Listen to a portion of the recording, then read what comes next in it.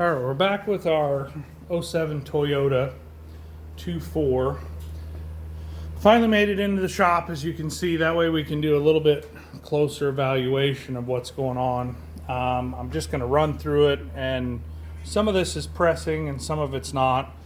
We are low on power steering, and that's going to matter here in a little bit.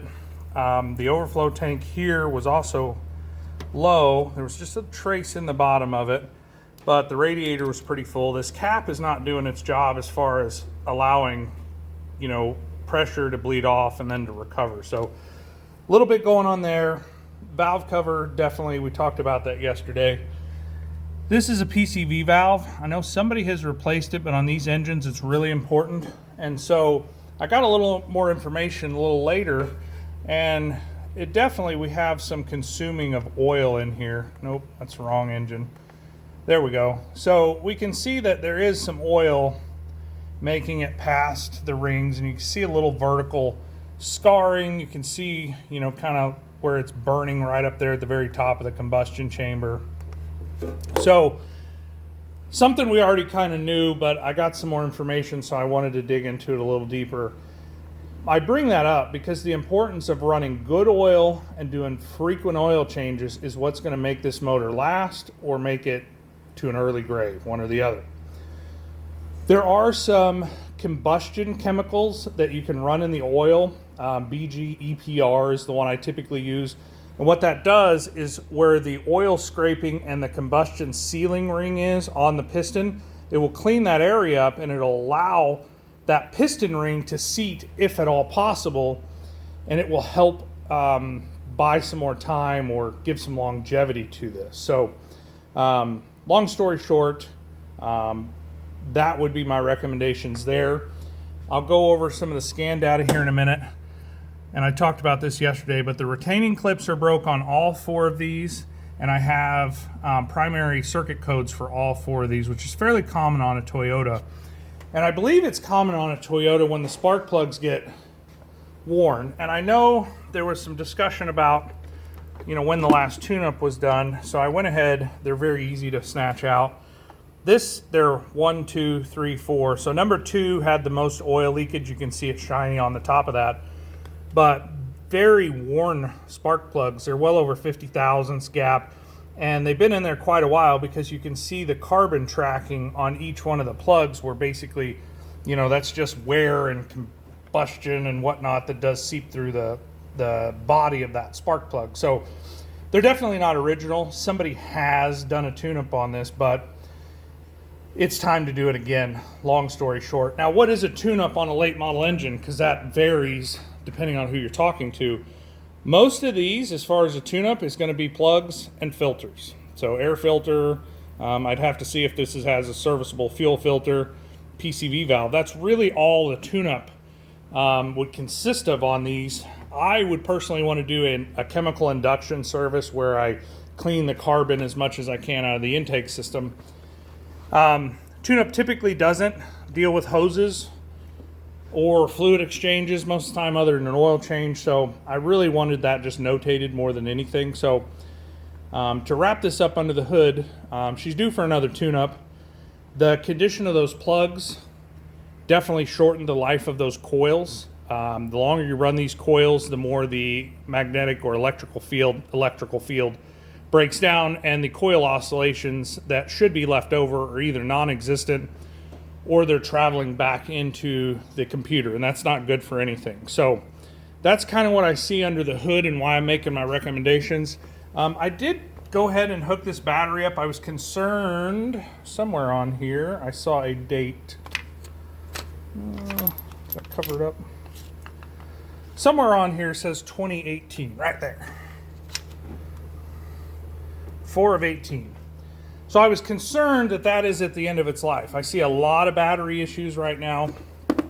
So I went ahead and just did a inductive test, and for 650 cold crank amps to get 648, that's a pretty good one.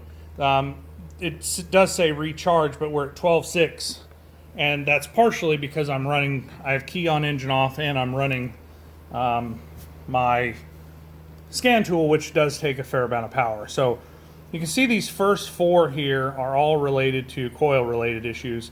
That may be that it needs a coil, and it very much may be that the connectors are broke as well. So that's why I'd like to just get it back to a baseline, set of coils, set of plugs, induction service, etc.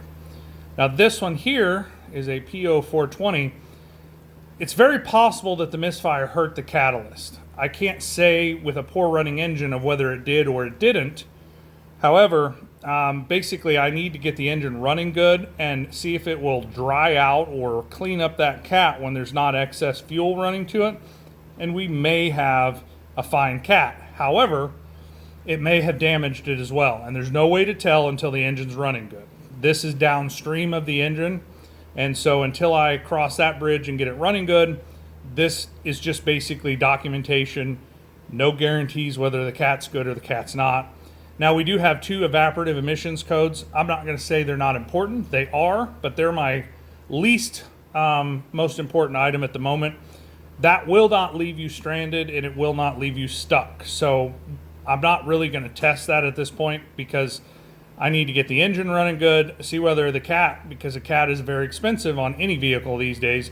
And so this is just kind of, you know, not a super big concern. So that's essentially what I see under the hood. You are going to have to bear with me. And I know the lift motor is loud, but we definitely have some things under car that need to be taken care of that I would consider, if it's not an immediate safety concern, it is a safety concern. So the tires on it are decent. The rears are fairly recent. The fronts are, you know, have some life before it gets to the wear bars. We definitely have the original struts on there. That's going to affect stopping distance and longevity of tires. Your goal with that strut is that it keeps this in contact with the road all the time, as well as when you get on a hard brake, this has enough force to transfer weight back to the rear, and it will actually decrease your stopping distance or increase your stopping distance. So those can be very expensive. That's a lot of work and a lot of parts. It's just something to talk about. You're not going to get as much tire wear as far as life cycle, and your stopping distance will be increased. You are down to the last, I don't know that I can get it in frame here. Here we go. You're down to probably the last 10% on the brake pads, and the rotor face is very scorned. So definitely needs a brake surface in the front. The rears are in good shape. Little, you know, wear on the flex pipe. I don't think it's leaking quite yet, but something that will happen. Something I am concerned about, and I don't know that it'll come through in the video, but that nut that holds the ball joint in is actually loose. Yeah, I think you should be able to see that. As well as you can see a busted CV axle right there slinging some grease. I don't know whether that nut can just be tightened up and it's not oblonged because that's an aluminum knuckle. I'm hoping that's what it can be because I don't believe it's play in the ball joint itself. But whoever was in there last definitely did not get that seated in the taper all the way. This is typically what it should look like. You know, you can see no grease anywhere on that axle, and there's no play when I laterally move that wheel. I did talk about why it was low on power steering. We definitely have a leaking rack and pinion right there. It's not gushing terribly bad, but something you're going to have to either keep filling it up and keep an eye on the leak if it gets worse. If you don't want to take care of it right now, then that's just kind of notated. We do have some oil leaks, actually external from the valve cover. All right, up in here. Yeah, I can't really get it in frame. However, the valve cover needs to be taken care of along with the things we talked about, that cleaned up and then rechecked. The rest of the vehicle seems like it's in pretty good shape. Some fluid maintenances would be something I would recommend as well. You can kind of see that axle a little bit better actually from this side.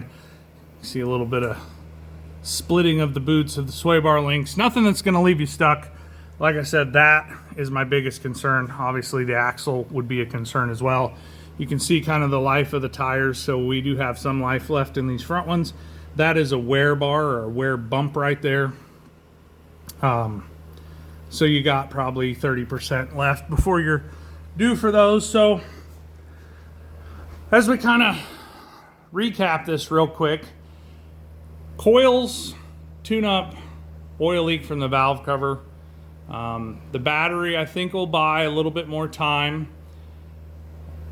That's probably my biggest priorities. We'll have to see whether the catalytic converter is going to come back and live, or if it would need to be replaced once the engine's running correctly.